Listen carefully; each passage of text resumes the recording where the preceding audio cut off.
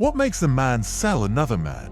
What moral calculations allow a father to tear a child from its mother's arms? What kind of society builds its prosperity on such transactions? Over 170 years ago, Harriet Beecher Stowe confronted these questions in what would become one of the most influential and controversial novels in American history, Uncle Tom's Cabin. Published in 1852, during a time when the United States stood on the brink of civil war, this novel did something unprecedented. It made slavery personal. It gave names and faces and hearts to people that the law classified as property. This is the story of Uncle Tom, a man of unshakable faith, of Eliza, a mother who chose the impossible over the unbearable, and of a nation that would soon be forced to confront the consequences of its original sin. This is Episode 1, The Bargain. Our story begins in February, in the slave state of Kentucky. This is border country, separated from the free state of Ohio by only the width of a river. So close to freedom, yet for the 4 million enslaved people in America, it might as well be an ocean. Slavery in Kentucky is different from the Deep South. At least, that is what its supporters tell themselves. They say masters here are more humane. They say families are kept together. They say the worst abuses of the cotton plantations do not exist here.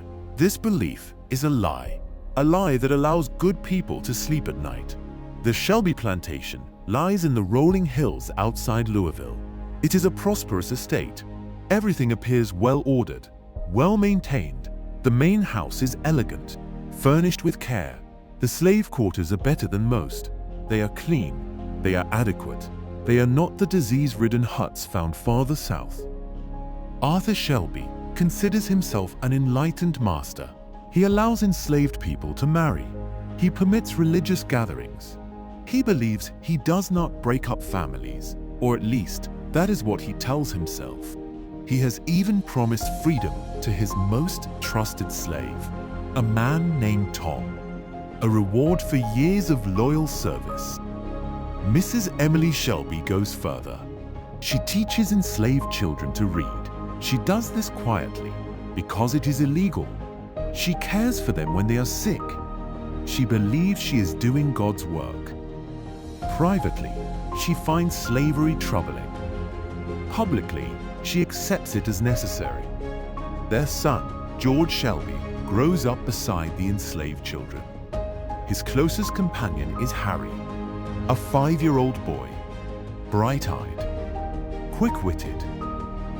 Harry is the son of Eliza, the household's most refined servant.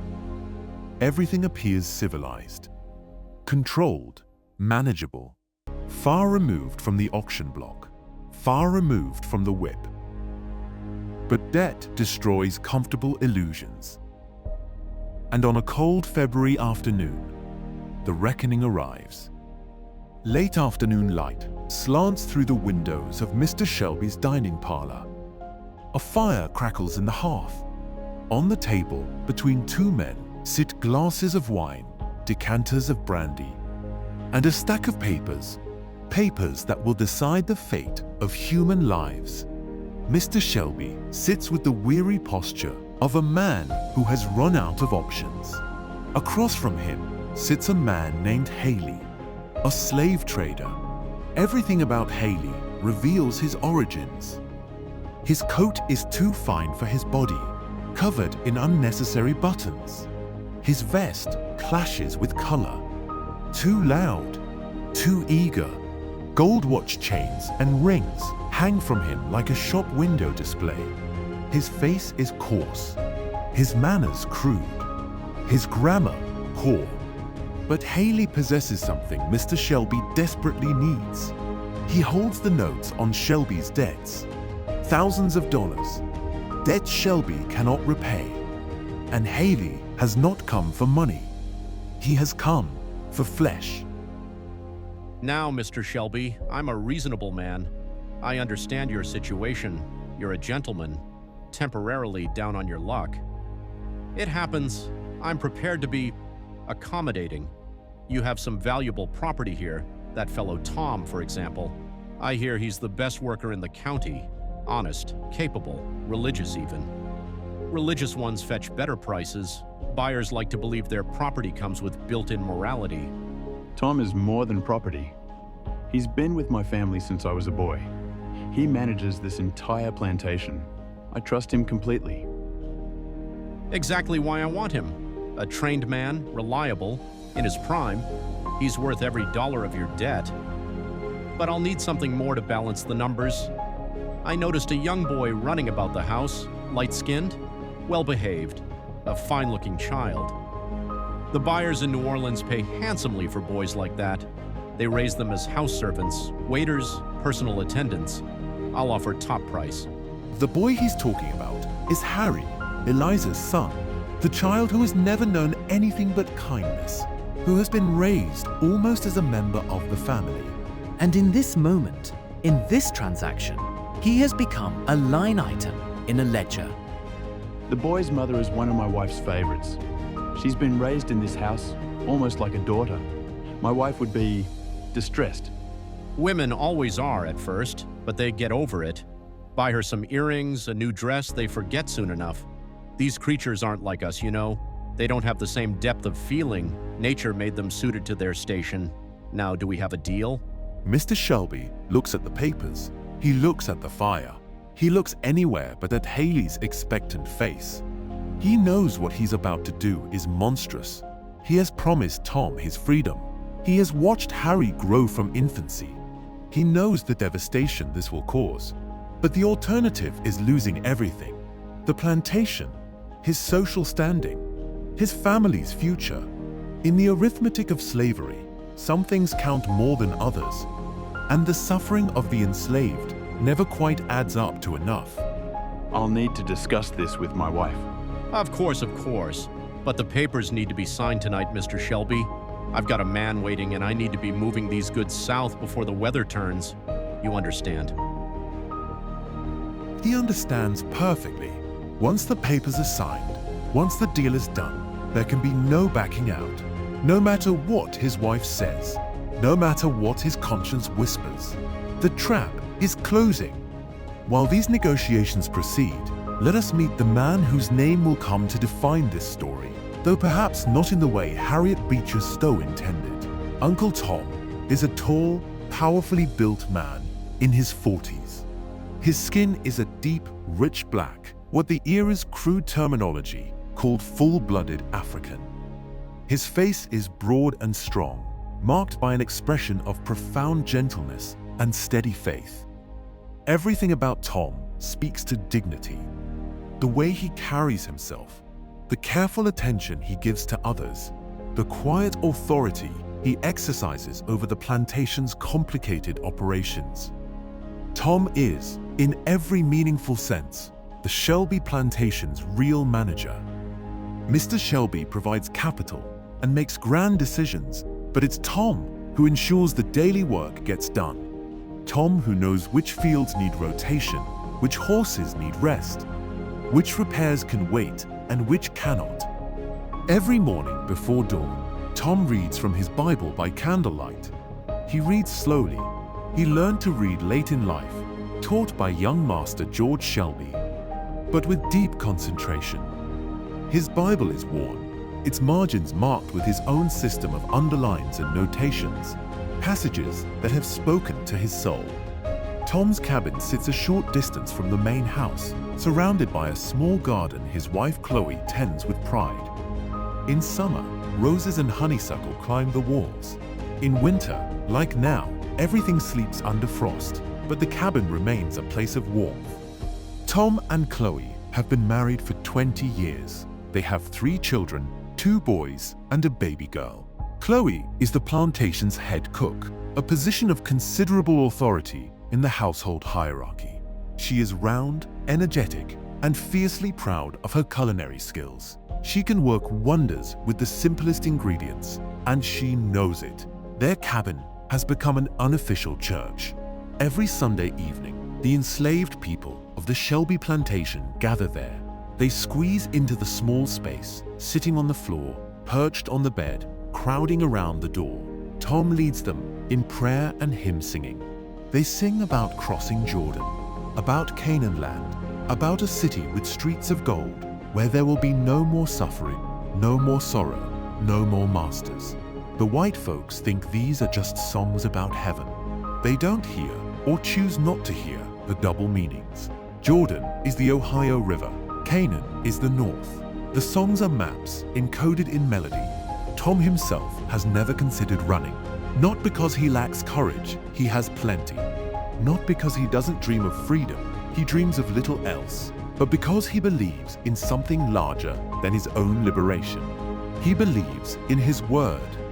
When Mr. Shelby gave him responsibilities, Tom gave his word he would fulfill them faithfully. He has never broken a promise in his life. He believes in duty. If he runs, he knows the consequences will fall on others, his wife, his children, the other enslaved people on the plantation who depend on the small securities his management has built. And he believes with absolute conviction in a God who sees everything, who keeps accounts, who will, in his own time, set all things right. This faith is not naive. Tom has no illusions about the world. He's seen families torn apart. He's watched people worked to death. He knows exactly what slavery is. But he has made a choice, perhaps the only real choice an enslaved person can make, about how he will respond to circumstances he cannot control. He will endure. He will maintain his integrity. He will trust that suffering born faithfully has meaning, even when that meaning is hidden from him. This is the man Haley wants to buy. This is the man Mr. Shelby is preparing to sell. And Tom, eating dinner with his family on this February evening, has no idea that his entire world is about to end. While Tom sits in his cabin, unaware of what's coming, another drama is unfolding in the main house. Eliza Harris is a young woman of remarkable beauty and refinement. She's what the era called a quadroon, 1/4 black, 3/4 white, light-skinned enough that in different circumstances she might pass for white entirely.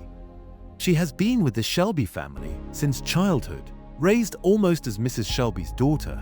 She was taught to read, to sew beautifully, to move with grace. She wears neat, modest dresses, keeps her hair elegantly arranged, speaks with quiet dignity. In many ways, Eliza represents slavery's cruelest deception, the idea that if the enslaved person is refined enough, educated enough, loved enough, somehow the fundamental evil of their bondage dissolves. But chains covered in silk are still chains. Eliza married a man named George Harris, who belongs to a neighboring plantation. Their marriage, like all slave marriages, has no legal standing, no license, no civil protection. At any moment, either master could nullify it with a single word. They have one child, Harry, a 5-year-old boy with golden brown curls and bright, intelligent eyes. Harry is the center of Eliza's universe. She pours all her love, all her hopes, all her dreams of a better future into this child. Harry is precocious and charming. Young Master George Shelby dotes on him, teaches him tricks, gives him treats. Mrs. Shelby calls him a perfect cherub. Even Mr. Shelby, not given to sentiment, smiles when Harry performs his little songs and dances. On this February afternoon, Eliza is in the main house, attending to Mrs. Shelby's wardrobe, when she hears voices from the parlor below. Men's voices, talking business. Normally, she wouldn't pay attention, but something in the tone catches her ear, something urgent, something furtive. She shouldn't eavesdrop. She knows this, but maternal instinct is stronger than propriety. She moves quietly to the door. In the hallway, she positions herself where she can hear without being seen. That quadroon woman's boy, fine little fellow, should fetch 800, maybe 1,000 in New Orleans. Eliza's blood turns to ice. They're talking about Harry. They're discussing selling her son. Every muscle in her body screams at her to burst into that room, to throw herself at Mr. Shelby's feet, to beg, to plead, to promise anything, but she forces herself to stay still, to keep listening. My wife has grown quite attached to the child. Women always do, but she'll get over it. These things blow over quicker than you think. Eliza has heard enough. She turns and walks quickly back through the house, her mind racing, her heart pounding. It can't be true. Mr. Shelby wouldn't do this. He's a good man. He's promised they'd never be separated. But she heard what she heard. And she knows, with the terrible clarity that comes to the powerless, that promises mean nothing when money talks. She finds Harry in the kitchen, being spoiled by the cook. He runs to her, his face bright with joy, holding up a piece of cake someone has given him. She kneels down and holds him, breathing in the scent of his hair, feeling the warm solidity of his little body against hers. In this moment, something fundamental shifts inside Eliza. She has always been obedient, grateful, accommodating. She has believed that goodness would be rewarded, that loyalty would be repaid with loyalty.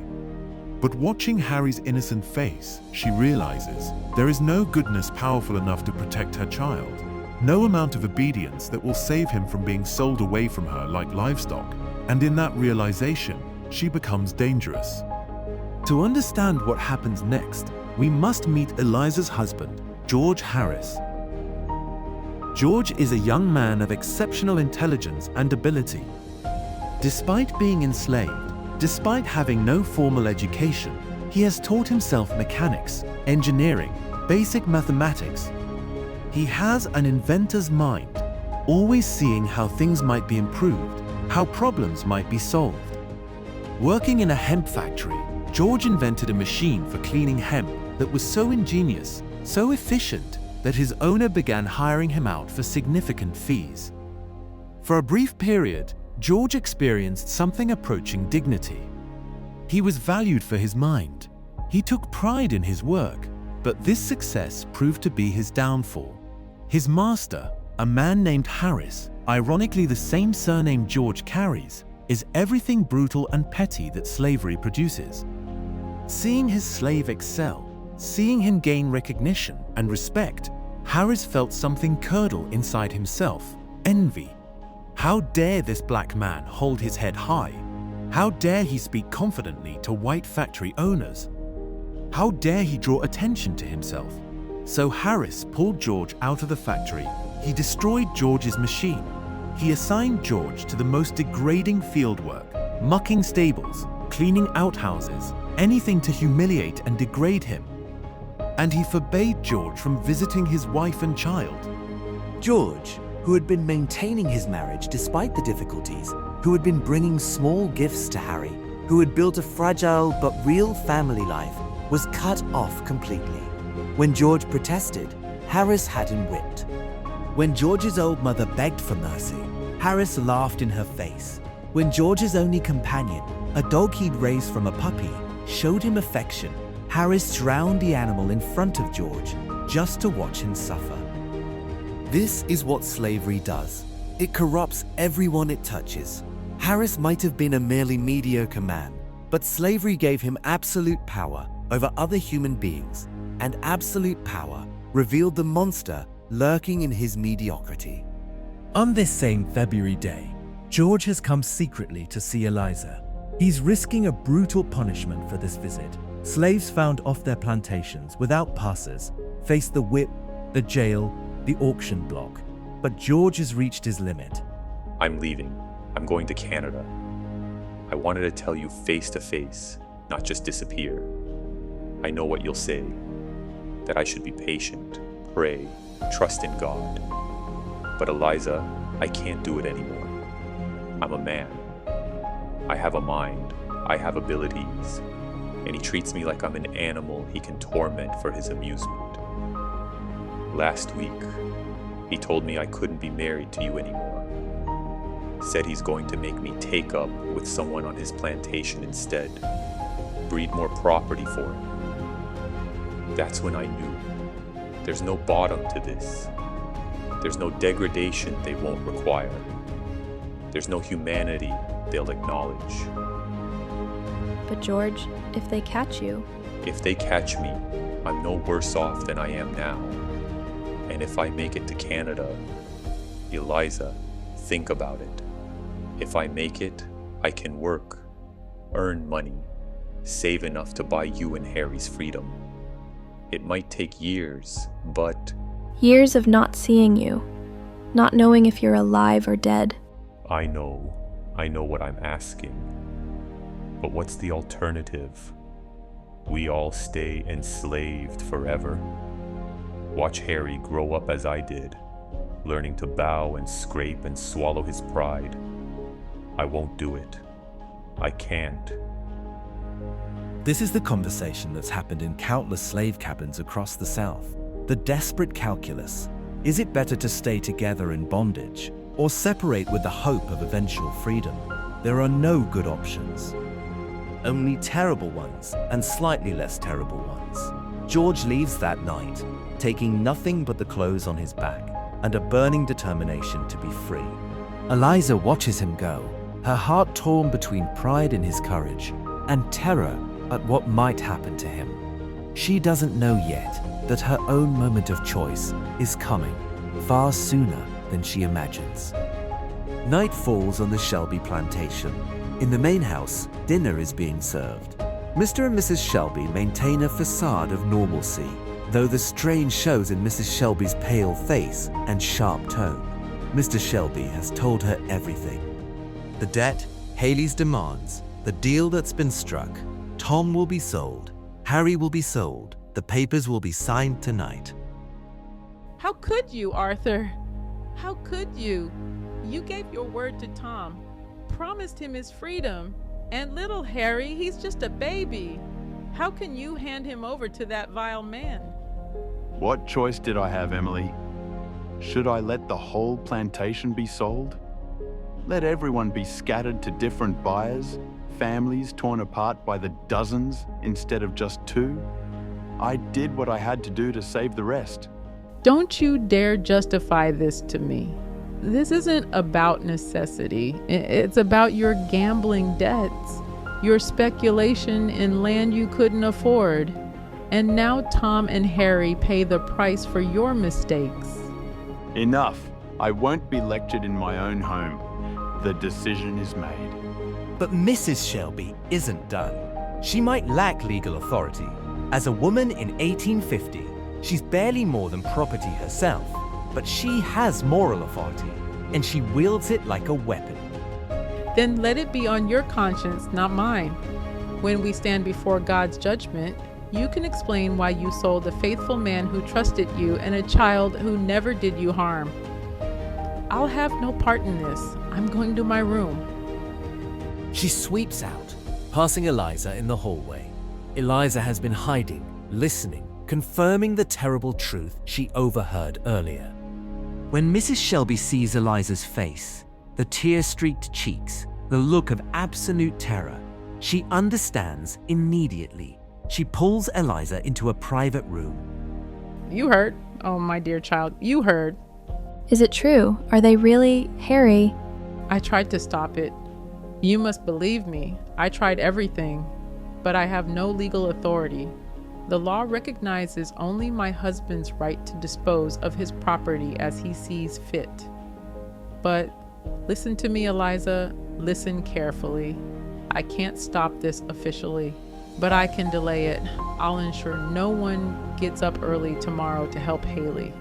I'll make sure every possible obstacle is put in his way.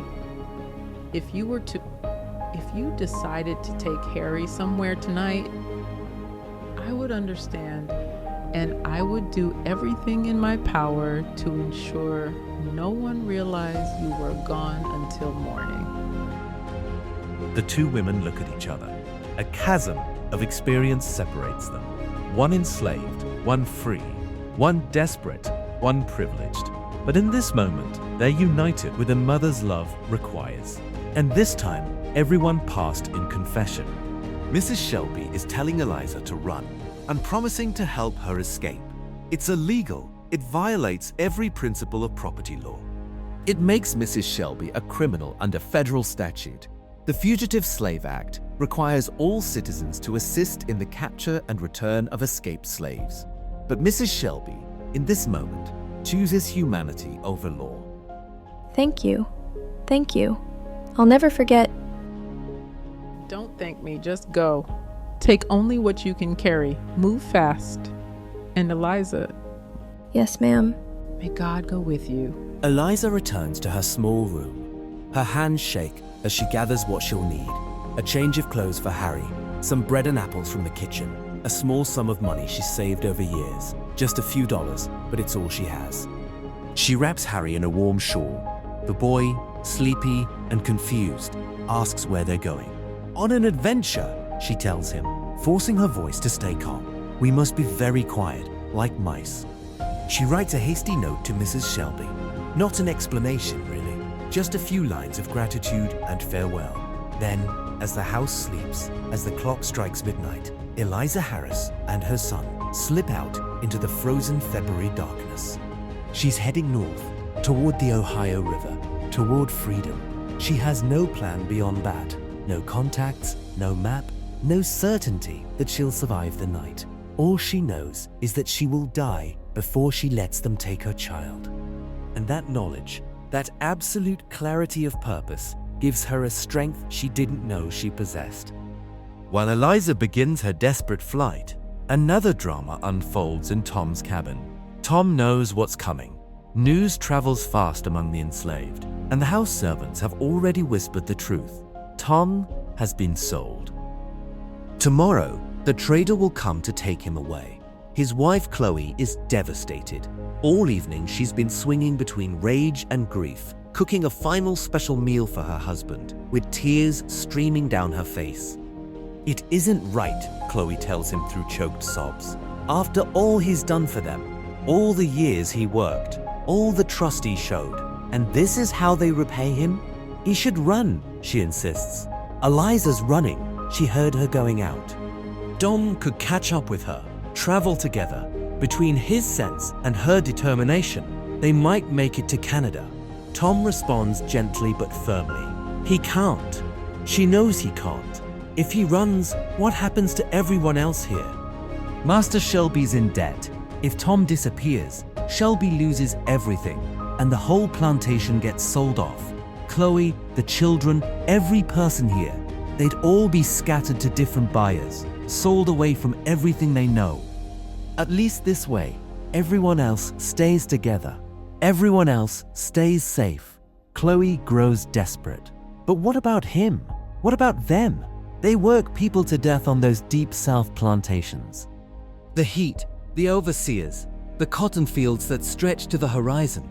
He won't survive it. Tom accepts this possibility. Then he won't survive it.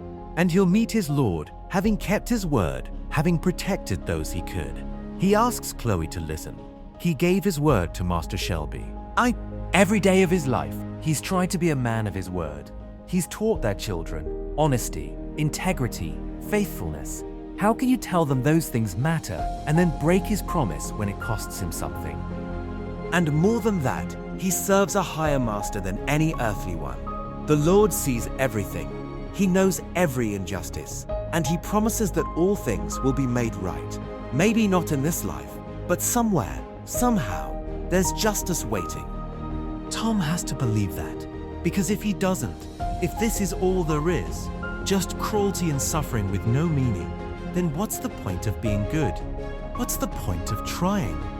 Their children huddle on the bed, crying silently. They don't fully understand what's happening, but they understand enough. Gaddy is going away, and he's probably no doubt.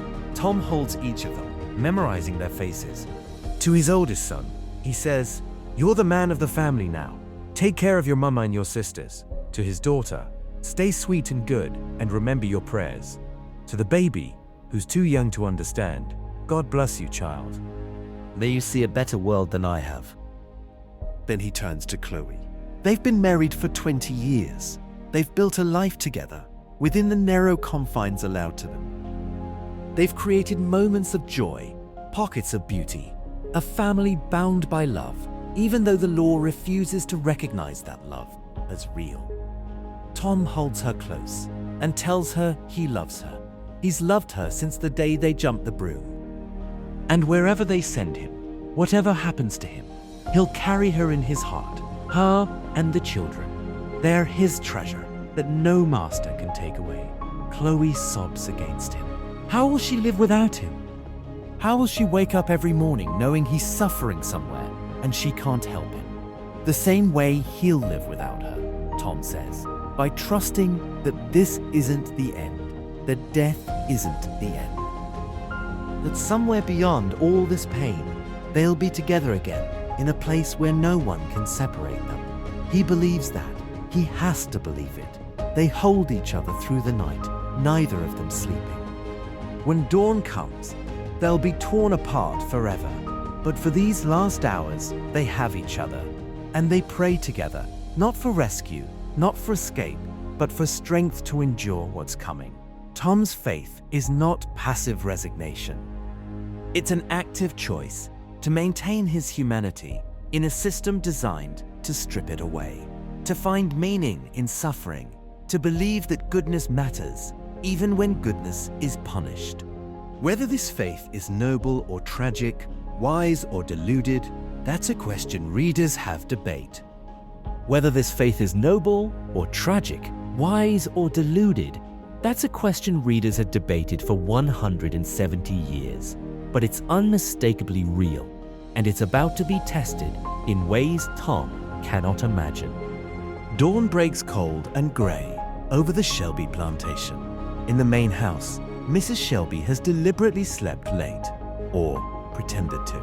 She's ordered the house servants to let everyone rest, claimed that she has a headache and mustn't be disturbed. These small acts of resistance are all she can offer. In the kitchen, the enslaved people move slowly, unusually inefficient. Breakfast is delayed. The horses, somehow, haven't been brought around yet. The stable boys seem confused about which horses should be saddled. These aren't accidents. Word has spread about Eliza's flight, and everyone is silently, carefully creating obstacles. But Haley arrives early, eager to claim his purchases. He pounds on the door at dawn, startling the household. Haley's voice booms loud and impatient. Time's wasting. He needs to get his property loaded and be on his way before noon. Mr. Shelby emerges from his bedroom, looking haggard. He's barely slept. His wife won't speak to him, and now he must face the consequence of his decision. Shelby speaks stiffly, offering breakfast while the servants bring Tom around. Haley has no time for that. Where's the boy? The quadroon's child? Shelby assures him the boy will be around somewhere. The servants will fetch him. But the servants can't fetch Harry because Harry, along with his mother, is gone. It takes another hour for this truth to sink in. An hour of servants claiming they can't find Eliza, of checking her room and finding it empty, of finally discovering the note she left for Mrs. Shelby. When Haley realizes what's happened, his rage is volcanic. Shelby set this up, Haley roars. He warned her. He swindled him. Mr. Shelby is genuinely surprised, but tries to maintain dignity. He did nothing of the sort. He had no idea the woman would run, and he reminds Haley to moderate his tone in his house. Haley fires back. Shelby's house. He means Haley's house, since Shelby's so far in debt he can't pay without selling off his slaves. That woman's worth $1,200, and her brat another $800. Shelby's cost him $2,000. Mr. Shelby responds coldly. He's cost Haley nothing. He'll honor their agreement regarding Tom.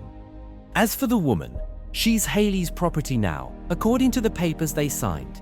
If Haley wants her back, he's free to pursue her. Shelby will even provide horses and men to help, but he'll not be accused of dishonesty in his own home. The argument continues, but it's interrupted by the arrival of Tom. He walks across the yard from his cabin, carrying a small bundle of possessions. His wife and children trail behind him, crying. The other enslaved people have gathered to watch, their faces grim. Tom has dressed in his Sunday clothes, the only way he can maintain dignity in this moment. His face is composed, but his eyes are red-rimmed. He stops before Mr. Shelby, his voice steady. Tom says he's ready. Shelby said he'd never sell him, but Tom knows he wouldn't do it unless he had to. He doesn't blame him. Just one promise. Promise to look after his wife and children. They're good workers, faithful, and they have nowhere else to go. Mr. Shelby looks away, ashamed. They'll be cared for. He gives his word. Tom accepts this. That's enough. Shelby's word has always been good. This simple statement lands like a blow, because Tom's word has been good too. And now Tom is keeping his word while Mr. Shelby breaks his. The shame is written all over Shelby's face. But shame doesn't stop the machinery of slavery. Haley produces a pair of shackles, heavy iron cuffs connected by a short chain. Hold out your hands, Haley commands. Tom does so without resistance. The shackles click shut around his wrists. His wife Chloe makes a sound like a wounded animal. The children are sobbing. The other enslaved people look away, unable to watch. And in that moment, young George Shelby comes running across the yard. The boy is 12 years old, full of outrage at an injustice he's only beginning to understand. Breathless and furious, young George confronts his father. He can't do this. Uncle Tom has done nothing wrong. His father promised him his freedom. He can't sell him to that horrible man. Mr. Shelby responds wearily. George doesn't understand the situation. George understands perfectly. His father is breaking his word. He's selling the best man this plantation to a slave trader, and it's wrong. The boy turns to Tom, tears streaming down his face. He's so sorry, George tells him. When he grows up, he swears he'll find Tom and buy him back. He swears it. Tom responds gently. He knows George means that. He should hold on to that good heart of his. Don't let the world make him hard. Now go on back to the house. Don't make this harder on his mama. But George won't go. He climbs up onto the wagon where Tom has been seated, throws his arms around Tom's neck, and sobs.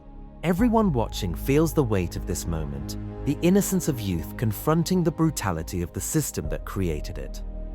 Finally, Haley, impatient with the delay, snaps his whip.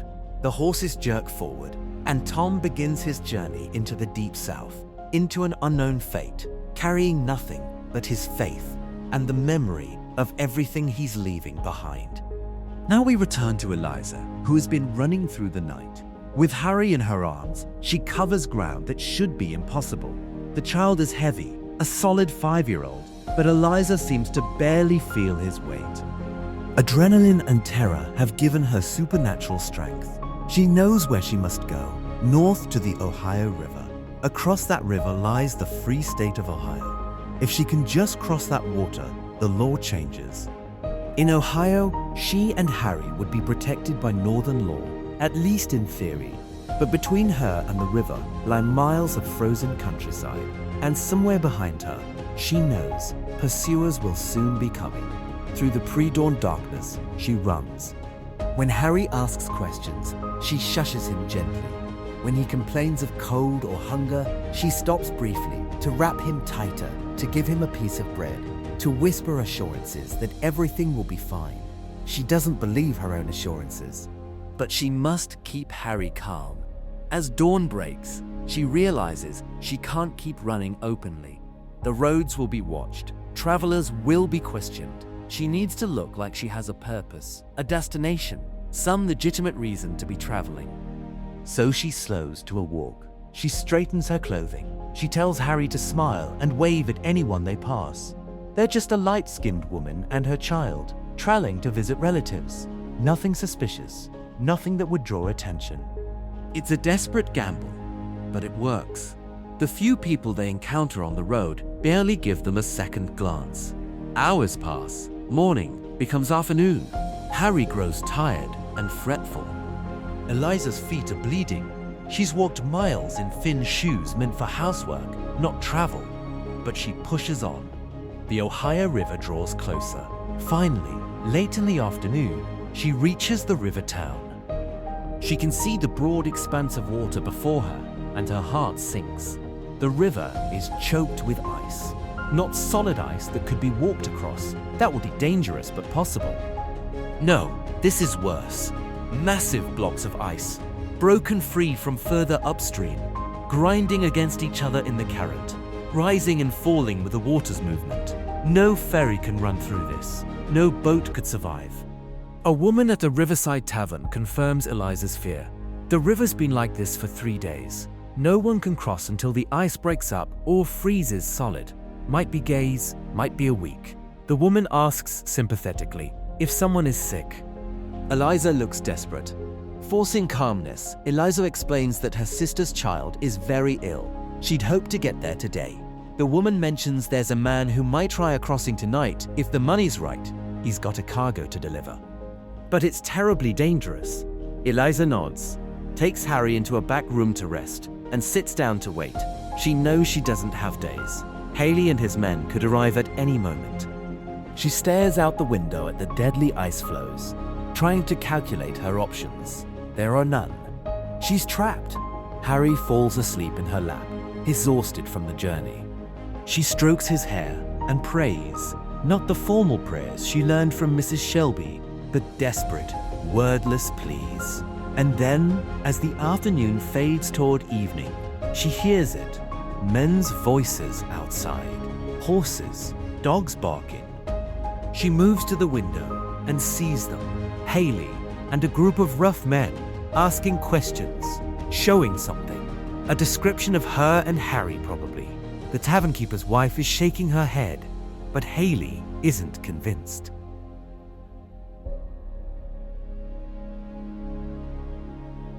He's looking around, his eyes scanning the building. In seconds, he'll search inside. He'll find them. Eliza makes a decision that bypasses all rational thought. She scoops up Harry, wraps him tightly in her shawl, and runs for the door.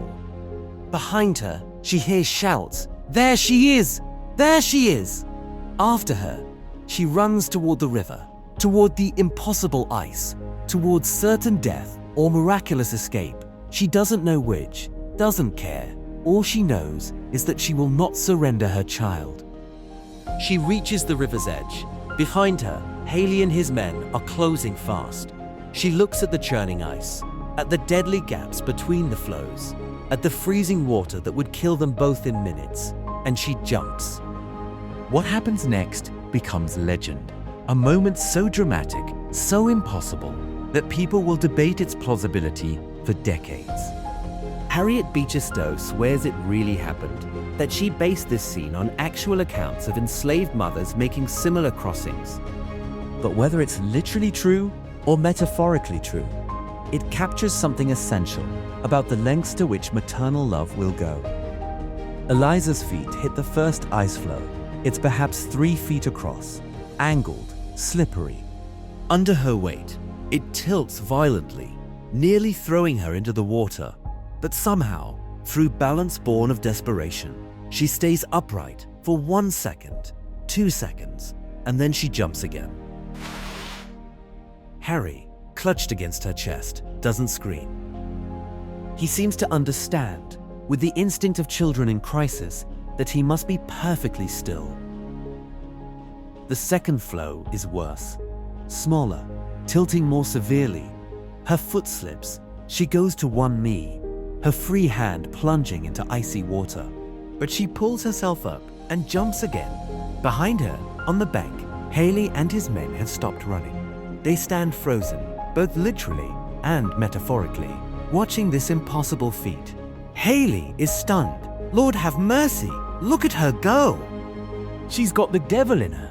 One of the enslaved men forced to help chase her, a man named Sam, speaks quietly. No, sir, she's got a mother's love in her, and that's stronger than the devil or anything else. Eliza doesn't hear them. She doesn't hear anything except the roar of blood in her ears and Harry's frightened breathing against her neck. Jump, balance, jump. The floes are getting smaller now, the gaps between them wider. Several times, she has to leap distances that seem impossible, that are impossible, for anyone not powered by the absolute conviction that failure means losing everything that matters. Her hands are bleeding. She's grabbed at sharp edges of ice to keep from falling. Her dress is soaked. She's slipping with every step, but she doesn't stop. One final jump, this one longer than all the others. a gap that no rational person would attempt, and she lands on the Ohio side. She stumbles up the bank, legs shaking, lungs burning, and collapses on solid ground, free ground. A man appears, a farmer, drawn by the commotion. He looks at Eliza's bleeding hands, her wet dress, her terrified child, and understands immediately what he's witnessing. Gruffly, but not unkindly, he states the obvious. She's running. Eliza gasps. "Please, don't." The farmer cuts her off. He's not going to turn her in. He's got children of his own. He knows what she just did for hers. He points to a white house up the road. Quaker family. They'll help her. "Go now, before those men figure out how to cross." He gives her his coat. She's shivering violently now, the cold finally catching up with her, and points the way. Eliza, barely able to stand, forces her legs to move. She carries Harry the final mile to the White House.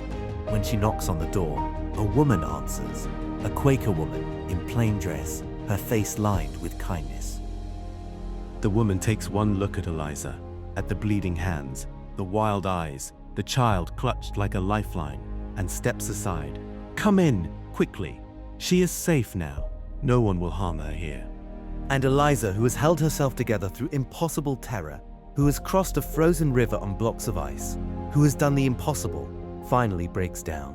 She sinks to the floor, still holding Harry, and sobs.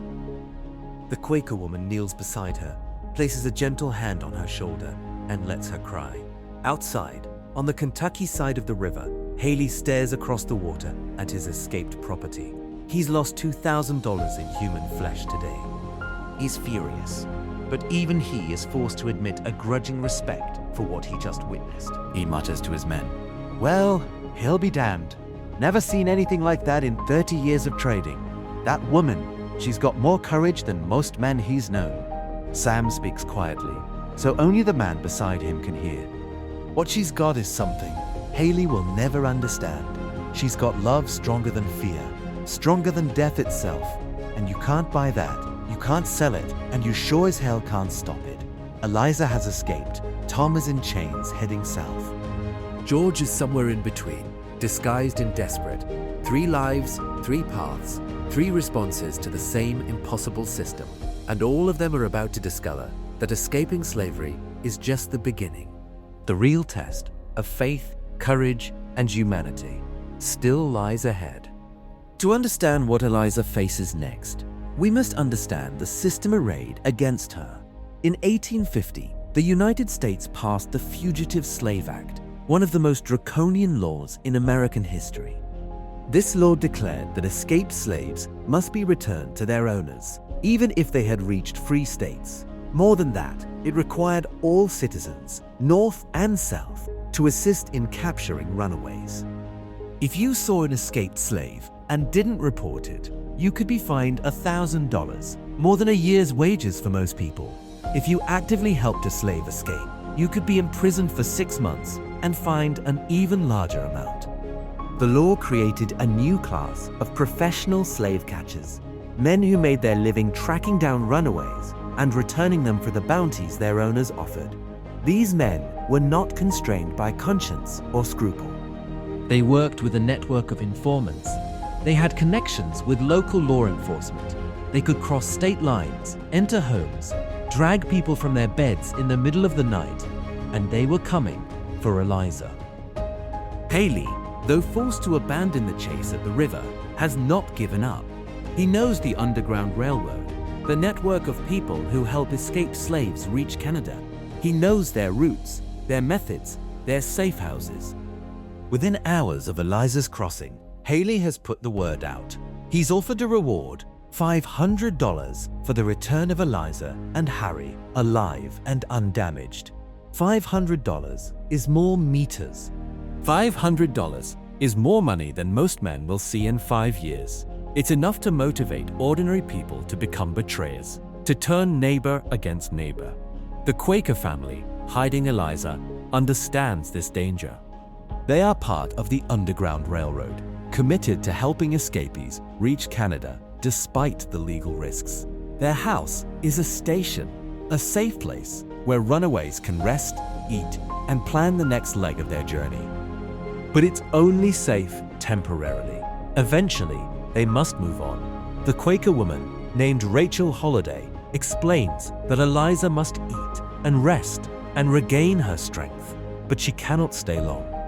The slave catchers know about this area. They watch for people heading north. Tomorrow night, when it's dark, they'll send her on to the next station.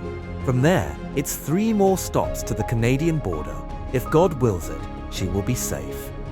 Eliza, still trembling, asks why they risk this. If they're caught helping her, Rachel's answer is simple. Because the law is wrong. When man's law conflicts with God's law, they must obey God. Eliza is a human being, not property. Her child is not property, and no law can make it otherwise, no matter what the courts say. But the Underground Railroad, despite its romantic mythology, is neither underground nor a railroad. It's a loose network of people, Quakers, free blacks, abolitionist whites, who operate in constant danger. They use coded language, stations for safe houses, conductors for guides, passengers for escapees. They move people at night, hide them during the day, rely on trust and courage, and sometimes they fail. Sometimes the slave catchers arrive first. Sometimes someone talks. Sometimes luck runs out. Eliza, resting in the Quaker house, doesn't know if she'll be the exception or the rule. She only knows that she's not safe yet, not until she crosses the Canadian border, and that's still hundreds of miles away. As she feeds Harry and tries to explain to him why they can't go home, she thinks about her husband George. Is he safe? Is he even alive?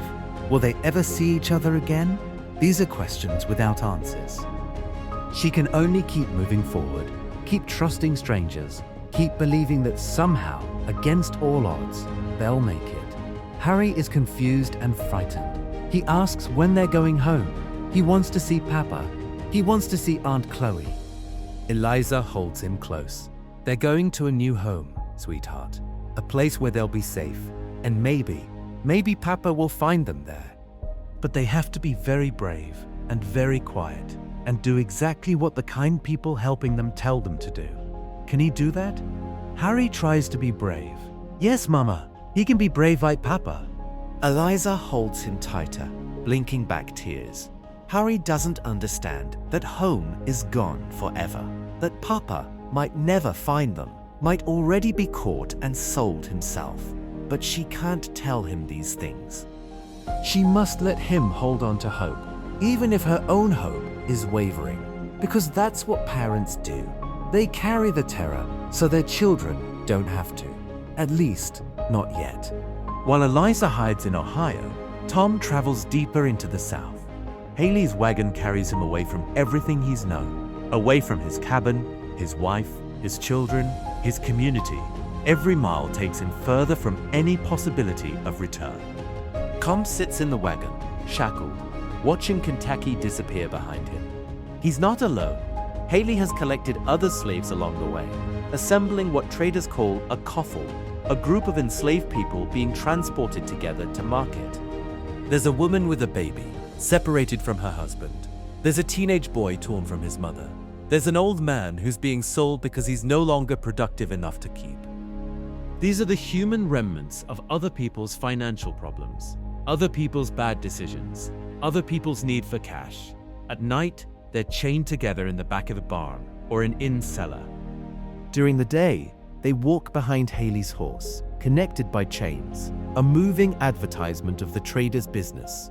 People they pass, white people, look away. Or they look with casual interest, the way you might observe livestock being driven to market. No one intervenes, no one objects. This is completely legal, completely normal, completely accepted. Tom uses these days to pray and to console the others. He's the oldest, the most stable, and people naturally look to him for comfort. To the woman with the Bible, he whispers verses from the Bible, promises that God sees her suffering. To the teenage boy, he tells stories of his own family, trying to give the kid something to hold on to, even in chains, even facing an unknown and terrible future, Tom tries to be a source of strength for others. But he's not superhuman. At night, when the others are asleep, he weeps silently. He thinks of Chloe's face as he was driven away. He thinks of his children growing up without him. He thinks of the cabin he built with his own hands, the garden he tended, the community he led. All gone, all lost. And for what? Mr. Shelby's debts, Mr. Shelby's bad investments, Mr. Shelby's failure to manage money. Tom tries not to feel bitter. Bitterness is poison, he knows. It will corrode his soul, destroy the faith that sustained him. But it's hard. It's so hard. In his quiet prayers, Tom confesses to the Lord that he doesn't understand his ways. He's tried to be faithful, tried to do right, and this is where it's led him. But he still trusts. He doesn't know how or why, but he still trusts. He asks for help bearing this, help not losing himself in anger, help remembering that God sees everything, knows everything, and somehow, this suffering has meaning. He can't see it, but he asks for help, believing it anyway. After a week of travel, they reach a river port. Haley is putting his goods on a steamboat heading down the Mississippi to New Orleans. New Orleans is where the biggest slave markets operate. It's where the highest prices are paid, especially for what traders call fancy goods. Light-skinned women for housework or worse, and strong men for the cotton plantations. Tom will be sold in New Orleans. And whoever buys him will take him into the Deep South, into Louisiana or Mississippi, into the cotton fields where men work from dawn to long after dusk, where the heat and the labor and the disease kill thousands every year. As the steamboat pulls away from the dock, Tom stands at the railing, looking back at Kentucky. It's the last time he'll see it. One of the other slaves, a young man named Jim, stands beside him. Jim asks quietly if Tom thinks they'll ever get free. If he thinks God really cares about people like them. Tom has to believe he does. Because if he doesn't, if there's no justice waiting somewhere beyond this life, then nothing makes sense. All this suffering, all this cruelty, it's just meaningless. But Tom can't believe that. He won't believe it. Somewhere, somehow, accounts are being kept. And one day, maybe not in this life, but one day, everything will be put right. Jim says he hopes Tom is right. He surely does hope he's right. The steamboat churns south, its wheels splashing through the muddy Mississippi water. On the deck, enslaved people huddle together, chained and guarded. In the cabins below, white passengers eat fine meals, play cards, discuss politics. Two worlds, occupying the same space, but separated by an unbridgeable gulf. Tom clutches his Bible, the one possession Haley allowed him to keep, and reads slowly through the Psalms. Yea, though I walk through the valley of the shadow of death, I will fear no evil, for thou art with me. He's in that valley now, and all he has is faith that he won't walk through it alone. Uncle Tom's Cabin was published in 1852, at a moment when the United States was trying desperately to avoid confronting its central contradiction. The nation proclaimed itself dedicated to liberty, equality, and human rights, while enslaving 4 million people. The Constitution spoke of we the people, but didn't count 3/5 of the black population as fully human. Church leaders preached about Christian charity while defending slavery as biblically sanctioned. Northern merchants profited from Southern cotton while claiming moral superiority to Southern planters. Everyone was complicit. Everyone benefited, directly or indirectly, and everyone created elaborate justifications for why this particular evil was necessary, unavoidable, or even benign.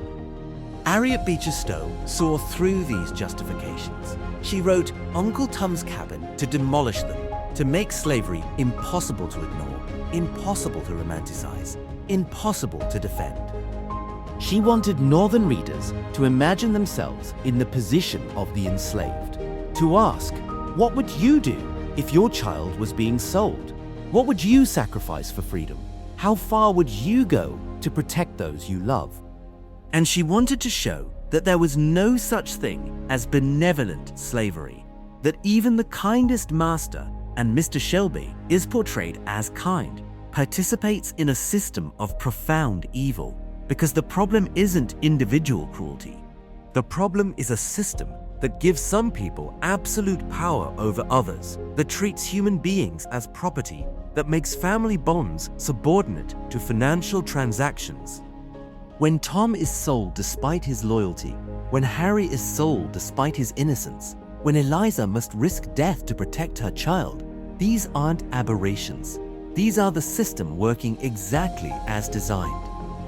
The novel's impact was immediate and enormous. Within a year, it had sold 300,000 copies in America, the equivalent of about 5 million today.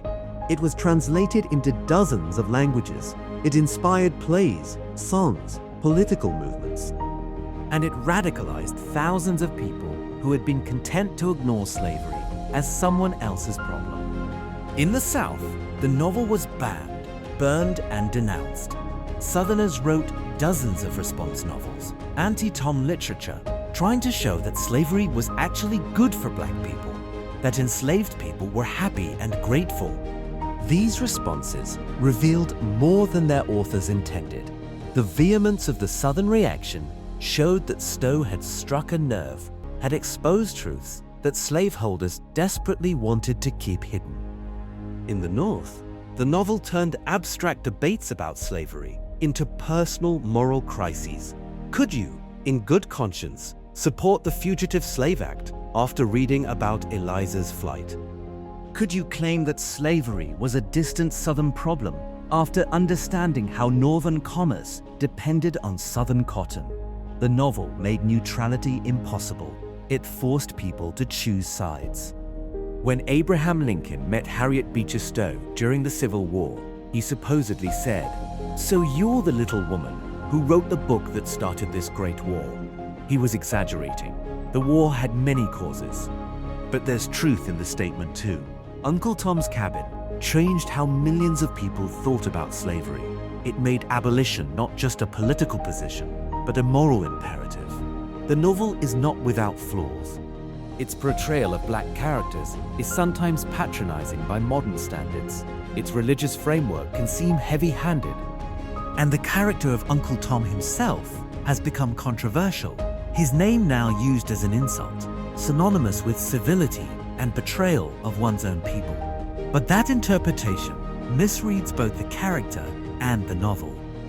Stowe's Tom isn't servile, he's principled. He chooses faithfulness and integrity even when they cost him everything. He maintains his humanity in a system designed to destroy it. Whether that choice is admirable or tragic, wise or foolish, that's a debate worth having. But it's not the same as cowardice or betrayal, and the novel's impact is undeniable. It's one of the most influential books in American history, a work that helped change the moral landscape of a nation. The story we've begun today, of Tom's journey south, of Eliza's flight north, of George's quest for freedom, will take us through some of the darkest moments in American history. We'll see faith tested beyond endurance. We'll see love confronting impossible odds. We'll see the best and worst of human nature colliding in a society built on exploitation. It won't be an easy journey, but it's one worth taking, because this isn't just history.